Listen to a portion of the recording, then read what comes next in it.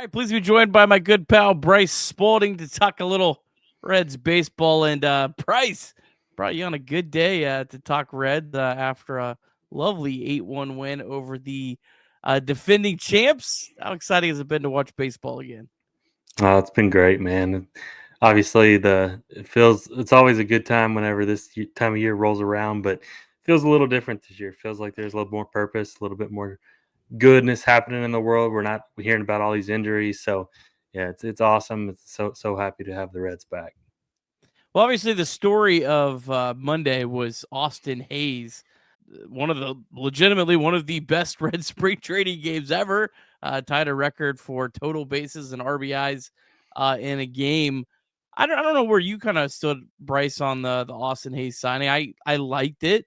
It wasn't something I was like over the moon about. I felt like he really filled a role as a guy that was going to hit left-handed pitching.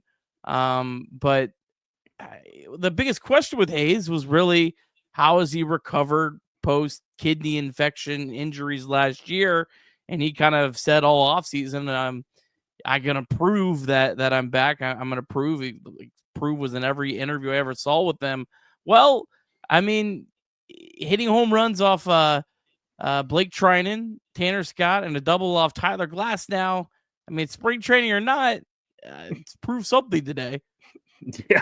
Yeah, like you said, that's about as good a day as you can ask for on a baseball field. So, yeah, I mean, those guys are all legitimate pitchers that are going to pitch a lot for the Dodgers. They gave Tanner Scott a lot of money. Blake Shannon's one of the best relievers in baseball. Tyler Glass now is probably their one or two. So, yeah, I mean, he did it against guys that you want to see him do it against. And, I mean, he had 3 at-bats and took advantage of all 3 of them. So, and they weren't cheapies either. He hit 106 twice and then 97 off the bat to right field. And he's really an interesting case because if you look at his numbers in Baltimore, he was a full-time starter on the 2022-2023 team in Baltimore, and they won 101 games in 2023. So he's a legit player, and I think the Reds kind of bet on him a little bit, and I think he's betting on himself this year to maybe get paid going into next year, and maybe that $12.5 million mutual option does get picked up eventually. I think that was kind of a one that we definitely thought wasn't going to get picked up, but I mean, that's something that he obviously left the door open to coming back to Cincinnati too. So I hope he has a great year. Like you said, he's always been a good hitter against left-handed pitching. Even last year when he was quote unquote struggling, he had a really good year against left-handed pitching. He's always going to do that. So I think having that kind of built-in floor is going to be super nice to him, especially day-to-day in the lineup there. Yeah, right now as it stands, I don't think I would put him in the lineup against right-handed pitching because you would have to bench one of CES, Lux, Candelario, Steer. I mean, everyone else, Fraley, Stevenson, McLean, Ellie, Friedel's pretty safe against right-handed pitching. So I don't think you would, but you're one injury away, and if you're the first guy on the bench against right-handed pitching, as we found very much in recent seasons, you end up playing just about every day against right-handed pitching because there will be injuries that dictate that. But I saw a good friend of the program, Alex Wallace, put it out on Twitter. The reincarnation of Ryan Ludwig. I like that comp. Could he have a 2012 Ryan Ludwig season, Bryce? Oh, I'd love Luddy back in 2012, man. He was great for that team, and yeah, I mean, heck, if he does, I don't think anybody's going to be complaining in Cincinnati. So he's definitely got the ability to do it, and he's done it before. So, man, it would be great if he's a 120 WRC plus guy this year, wouldn't it? Sure would. I tell you, I don't know if I'm just drinking the Kool-Aid, Bryce, but I think this Reds outfield is a little better than maybe a lot of people think. Like I think everyone thought this was going to be the black hole on this team, and I don't know. I really see. I think Francona can really mix and match. I just the thing I keep going back to is I think about that 2016 Cleveland Indians team that went to the World Series, and like their outfield was Rajay Davis, Tyler Naquin, Lonnie Chisenhall, Brandon Geyer, Coco Crisp, and they mixed and matched. And like I kind of see that as maybe a potential this year. Yeah, and for some reason, I think people way overcorrected for just a black hole of an offensive season in general last year. And like we're talking about, TJ Friedel was a 4 WAR guy in 2023. Austin Hayes was a 2.5 WAR guy in 2023. Jake Fraley was a 120 WRC plus guy in 2023. Like these are recent seasons. Like this isn't. We're not dreaming on Will Myers here. Like we're dreaming on guys just having some better luck and being healthy. So like I agree. I think that the overcorrection has been a little much on the outfield. Like, where can you find a guy to produce like Jake Fraley for the price point that he's at? Same with Steer. I mean, I think people love Steer, and then but they like for some reason don't group him in with the outfielders. So then you're like, well, what about Steer? And they're like, oh yeah, well he's a great hitter and all this stuff. So like he's a part of that group just as much as Hayes and Friedel and Fairchild who has a good role. So like I think those 5 or 6 guys that we're kind of talking about here can like you said, can really kind of piece together a solid outfield here. All right, the other big story of Monday, and it would have been the biggest story if not for Austin Hayes' heroics, Brady Singer. I mean, I tell you what, he looked great in his 2 innings of work. Struck out 4 batters, 7 swing and misses. It's spring training. You don't want to make too much of it, but man, he looked sharp. Yeah, he looked great, and I think that's exactly who he's going to be this year. I think the Reds knew what they were getting for him when they traded for him. Even the ground ball double play he got, that's exactly who he is. He loves to get ground balls. He's a sinker slider, changeup type of guy. Thought his changeup looked good. He got a couple swing and misses on that. So yeah, I think it was good for him to get out there. Obviously, he faced a good lineup, faced a lot of good hitters, and looked good. So that was great to see. We also want to remind you that you can call or text 988 anytime, day or night. The 988 Suicide and Crisis Lifeline is a place to get support for anything related to mental health. Whether it's an immediate crisis, simply wanting to find out how to connect with care, or anything in between, it's a 100% confidential, secure, and anonymous way to reach out for help when you don't know where else to turn. To connect, call or text 988 or visit mantherapy.org to get help. It's okay not to be okay. Rest of the pitching was just about as good. Only guy who gave up a run was Carson Spires, but he struck out 5 and had 8 swing and misses in his 2 innings of work. And then Suter, Pagan, Santillan, Barlow each through scoreless innings. I thought Barlow looked really sharp. I think Barlow and Stallmont the last 2 days have been very impressive to me. Yeah, no, it's great to see. I mean, obviously, you listed 5 guys that are going to be in the bullpen, like pretty much 100%. So, them kind of getting their legs under him. Barlow's throwing harder than he was all last year. So, that's great to see. And then, yeah, I thought Spires, I just rewatched the game again, and I thought he looked great. He threw a really good changeup to Muncy that got him to swing and miss. And then he just kind of worked in and out, up and down to kind of navigate the lineup there. So, that was awesome to see. I think he kind of got worn down a little bit last year. He pitched more than he ever pitched.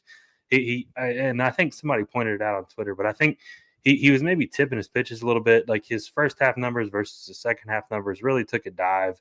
So again, I think he's another guy that people have maybe overcorrected on a little bit because he was kind of having to do something he's not really accustomed to doing. So I think Spires is going to be a quality contributor along with a lot of the guys that pitched today. So, yeah, that was great to see. I thought Santillan looked good. He struck out 2.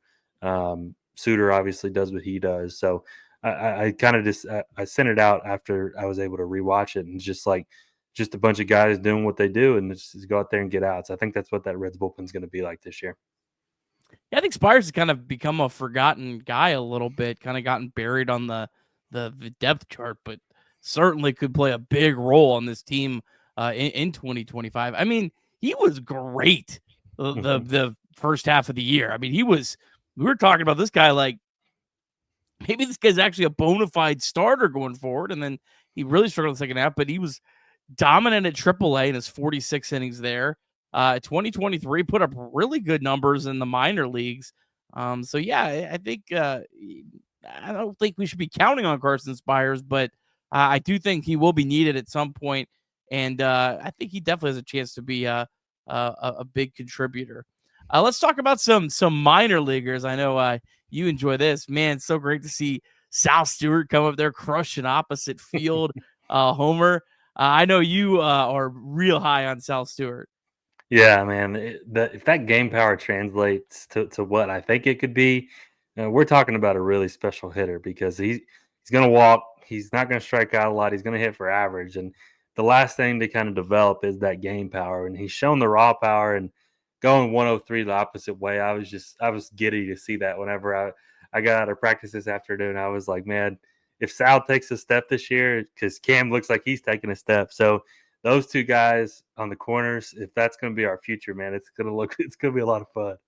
Well, the other guy you mentioned, Cam Collier, it kind of feels like, Bryce, Sal Stewart and Cam Collier kind of feel like Hunter Greene and Nick Lodolo when they were coming up. Mm-hmm. It was like, well, I think Lodolo is going to be better. I think Greene's going to be better. It was a fun banter. It's a great problem to have. I've been the Collier truther. I think Collier's the better prospect. I think you're on the Stewart side. Charlie Goldsmith was really big on the South Stewart yesterday, so I take Charlie's words as gold as anything. But nonetheless, Collier had a really nice approach, as you mentioned. He's walked in back-to-back games. Nice to see a guy that young getting some opportunities in big league camp, but not trying to do too much, because that's usually what you see. Yeah, exactly. And the double, Cowboy was raving about that. He choked up and he got down 0-2, and then he worked a count to 3-2. Then he hit a double over the right fielder's head. So like stuff like that is stuff you love to see, you love to hear about because, like you said, he's so young. The fact that he's already in big league camp at 20 years old, he's going to be in Double A at 20 years old. He's already hit 21 home runs in High A at 19 years old. So like the ceiling that this kid's got is pretty remarkable to think about, even if he does settle into a first base only type role, because I think the bat's that good. And people told us that coming out of the draft. People told us the Reds got probably the best pure hitter in the draft at the time.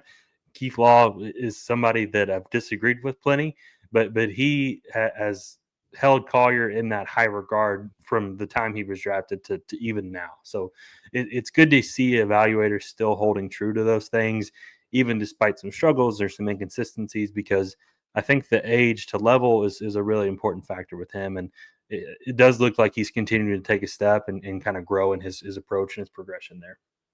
All right, last question here for you, Bryce. Kind of put you on the spot. What are you looking at the rest of spring training? What do you think is the biggest storyline for you? Oh, that's a tough one. See, I thought about this. I think the roster is about as set as you'll see on February 24th. I think the only thing we're really looking at right now is that 8th bullpen spot, and then I think the 13 position players are pretty set. I think the 12 pitchers are pretty set, and then so that 13th or that 8th reliever is going to be kind of interesting. What is that? Ashcraft? Is that Stallman, who you mentioned? Is that Zach Maxwell or somebody like that kind of steps up? So that'll be a fun one to follow. And then obviously we want to avoid the injury bug as much as we can. But if there is somebody that does have to miss a little bit of time early in the season, who steps up in that position? I kind of hinted at it, but Marte and Bowman haven't really ran with their opportunities yet. Will Benson's looked good. I think he's definitely probably the first man up in the outfield if there was an injury there or whatnot. So I think they've got people in place if there are injuries. You kind of just want to see those guys have a better approach or a better idea at the plate when they get up there. So I think that those fringe roster guys, especially offensively, I kind of want to see them take a step and then just keep following that bullpen. So Bowman and Marte and Hurtubise and Benson, I want to see those guys have good springs. If they can really push the envelope here, and I don't think they're going to make any tough decisions. I think, like I said, I think the 13 hitters are pretty set right now, but I would love for them to kind of push the envelope and see what they can do there. As we know, you'll probably need them at some point. So I think it's going to be good. It's going to be nice going into the season with what we hope is a pretty deep rotation at AAA and a pretty deep outfield at AAA. I know people aren't excited about those guys as big leaguers, but as AAA players, it's a lot better than a lot of AAA rosters that we've seen over the years. Yeah, definitely. And another guy like Blake Dunn, I think he's kind of gone under the radar a little bit because he's a guy that's probably one of the first or second calls up, depending on who does get hurt. Say like Fairchild goes down, it's more than likely Blake Dunn over Will Benson, just due to the fact that he can left-handed pitching and he can play center field. So they all have something that they bring to the table. It's just we want to see one of those guys kind of put it all together. Bring a 2023 Will Benson type season to the table, and let's see what we can do there. All right, Bryce. Well, as always, appreciate the time, my friend. We'll chat again soon. Yes, sir.